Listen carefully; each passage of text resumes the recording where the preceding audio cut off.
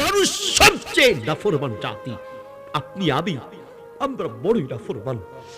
যে আল্লাহ তো দয়া মায়া করে চোখ দিয়েছেন, পৃথিবীর বহু মানুষকে আল্লাহ চোখ দেয় নেই, কিন্তু আপনি আল্লাহর দেয়া চোখ দিয়ে ঘন্টার পর ঘন্টা মোবাইলে অশ্লীল ভিডিও দেখেন, কিন্তু আল্লাহর দেয়া চোখ দিয়ে আল্লাহর কোরআনটা দেখার মতো সুযোগ আপনার হয় না।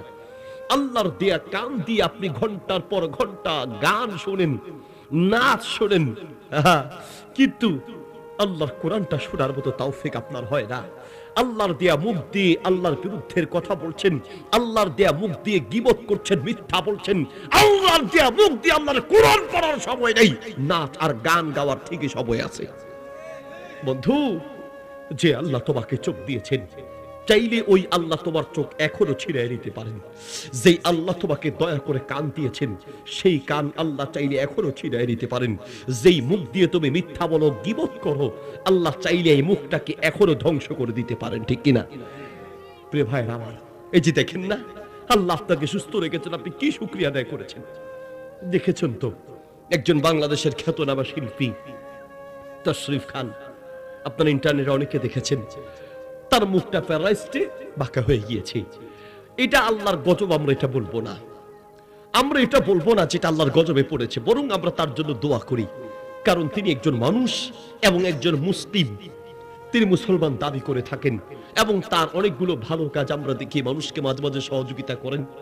আপনার সিলেটে ত্রাণ বিতরণে আমরাও গিয়েছিলাম, আলহামদুলিল্লাহ, তিনিও দেখলাম যে অসংখ্য মানুষকে সহযোগিতা করেছেন, নিজ হাতে গিয়ে সহযোগিতা করেছেন, এবং বিপদগ্রস্ত অনেক মানুষকে সহযোগিতা করেন।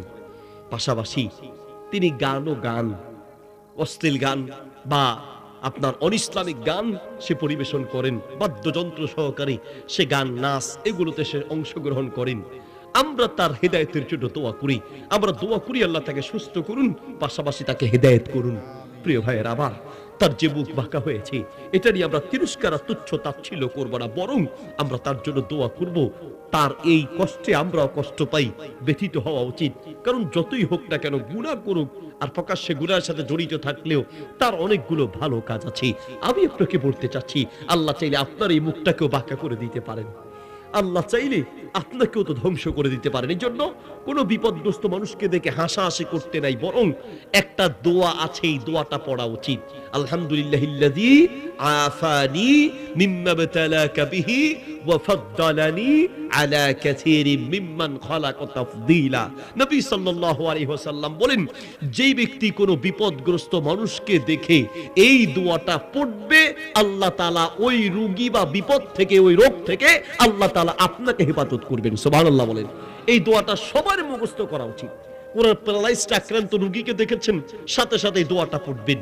কোন অসুস্থ রোগীকে দেখেছেন, সাথে সাথে দোয়াটা পড়বেন। কোন বিকলাঙ্গকে দেখেছেন, সাথে সাথে দোয়াটা পড়বেন। আলহামদুলিল্লাহিল্লাযী আফানি মিম্মা বতালাকা বিহি ওয়া ফাদ্দালানি আলা কাসীরিম মিম্মান খালাকা তাফদীলা। নিয়মিত এই দোয়াটা মুখস্থ করার চেষ্টা করবেন, বিপদগ্রস্ত মানুষকে দেখলেই পড়বেন।